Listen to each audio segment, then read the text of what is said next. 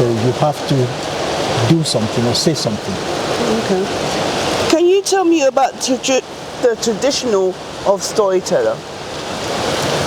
The tradition. Well, I will tell you how I came to become a traditional storyteller.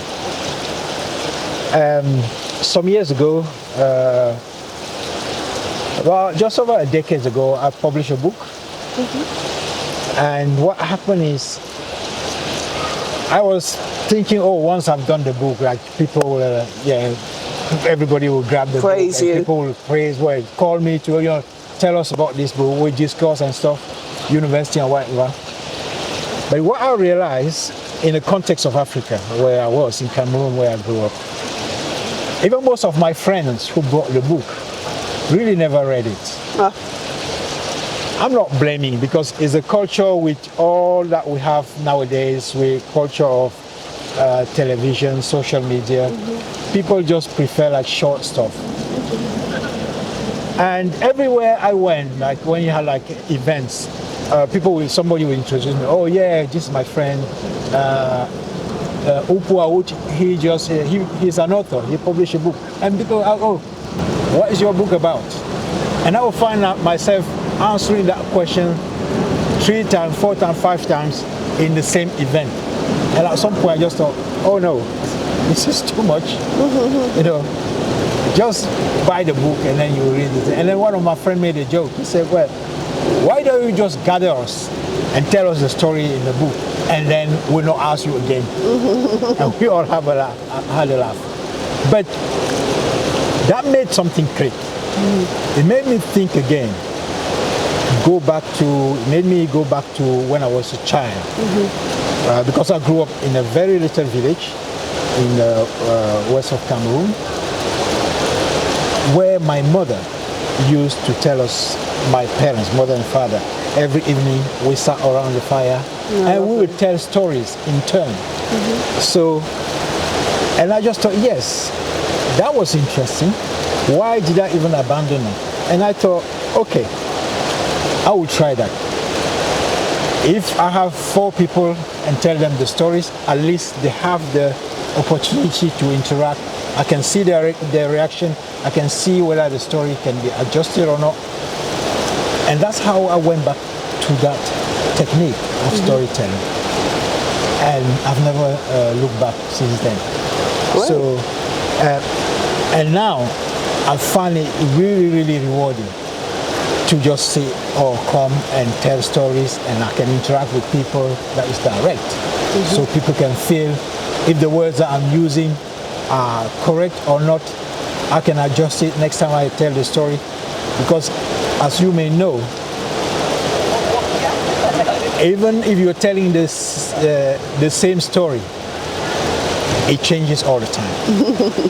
I can tell you, like if I tell the story in the morning, in the evening, I will tell the same story.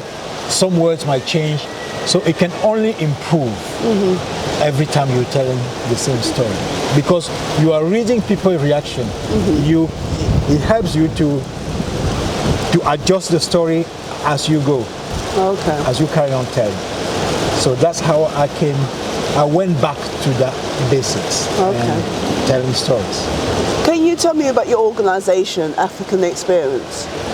Yes, African Experience is actually it's just a vision, is a project to give people, as it simply says, the African experience, like people who have not been to Africa, who have their own idea of Africa, or who have no experience of Africa, is to say, okay, we take Africa to your doorsteps here in the UK.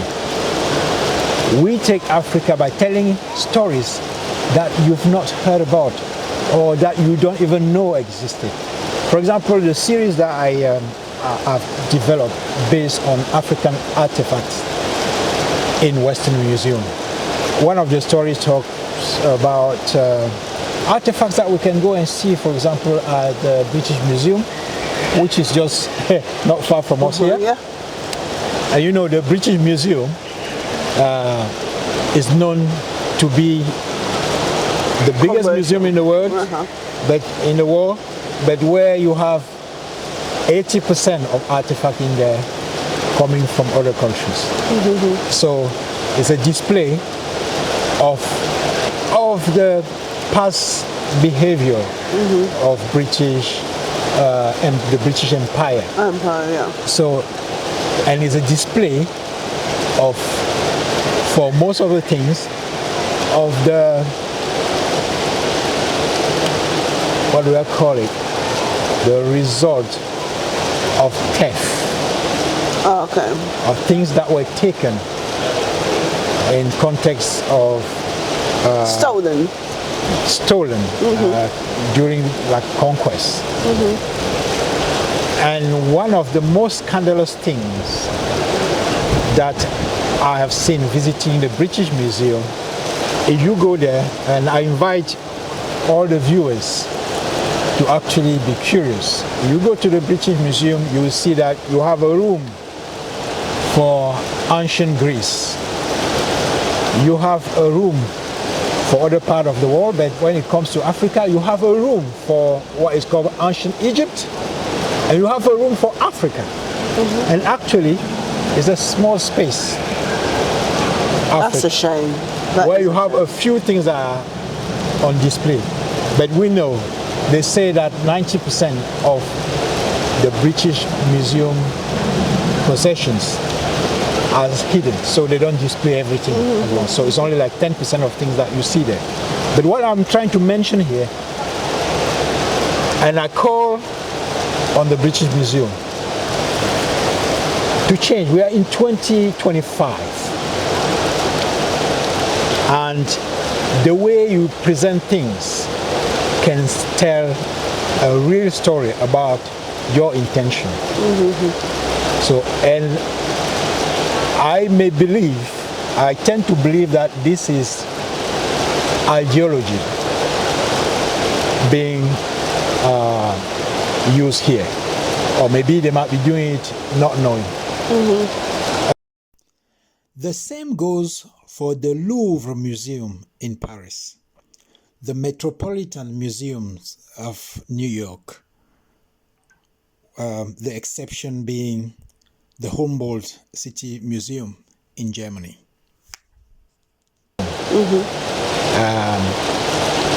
If you go there, you have a room for ancient Egypt and a room for Africa.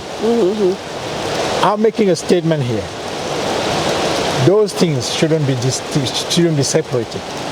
Because what you call ancient Egypt, in reality, it's in Africa. It's Africa. Egypt is part of Africa, because they make it look like Egypt is a separate entity from Africa. You got it. You got me. Yeah. And then was the Egypt we're talking right now, because people may say, well, Egypt is white population mostly, but no, the Egypt we're talking about here, ancient Egypt, is totally, completely black. By the way, I tried to explain in one of those stories that I've written that the word Egypt doesn't exist. Egypt was the name that the ancient Greek, when they came to conquer ancient Egypt, gave to the place that they found. But those that we call Egyptian didn't call themselves, they never called themselves Egyptian. Egypt did not exist in their vocabulary. I'm not inventing these things, so everything I say use in my story is to prompt people to go carry on the work and do their own research. If you are in London, if you are in the UK or traveling to the UK, please go visit the British Museum. When I say you have the room Egypt, you have the room Africa, you see the difference. The size of Africa is small. Exactly the same way when you see the maps. This is a distorted map that makes Africa look smaller than Greenland. Yet, Africa is 30.47 million square kilometers. In Africa, you can fit Europe, which is 10.2 million square kilometers. You can fit China, which is 9.6 million square kilometers. You can fit the United States of America, which is roughly 9.8 million square kilometers. And you still have room to fit your village, your country, and even the neighboring countries. So this map that they use, because it's just to show you that it's the same map that the British, you have that mental map that is being created, that's being reproduced by the British Museum. Because you make a little Africa in the corner, and then you make ancient Egypt, many rooms, huge, as if ancient Egypt was separated from Africa. To come back to it, I want to insist, when I say there's no country in Africa in that time that we were talking about, that is called Egypt. Where did that word came from? When Alexander the Great conquered Egypt with his preceptor, who was back then the great Western philosopher called Aristotle, which is not mentioned enough. Aristotle, where is the preceptor, the educator, the great philosopher, was the educator of Alexander the Great. So he was in the campaign of conquering ancient Egypt during that time. So we're talking about 332 BC, before Christ. They came and they discovered a temple that was huge, massive. They couldn't believe, they had not seen anything like that.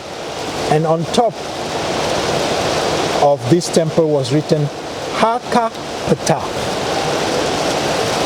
And the Greeks just did the translation, and they did a phonetic reading of this inscription, Haka Ptah, which they thought it was the entrance of the country, and that therefore it might be the name of the country. But it was just one temple. And Haka Ptah means the temple of Ptah, which was just a university, was just a place where Ptah, they told it the temple of Ptah, where people went to learn, where people went to pray. So they translated it by Aegyptus, and that's what ended up being translated in English by Egypt, and they gave it as the name of the country. But the people of that country that they discovered in Africa, who were all black at the time, never called themselves Egyptians. Right? They called their country Kemet. This is no invention by myself. So when I say this, is to invite your audience to go and check. Mama, oh, mama, oh, yeah. Mama, oh, mama, oh. Mama, oh, mama.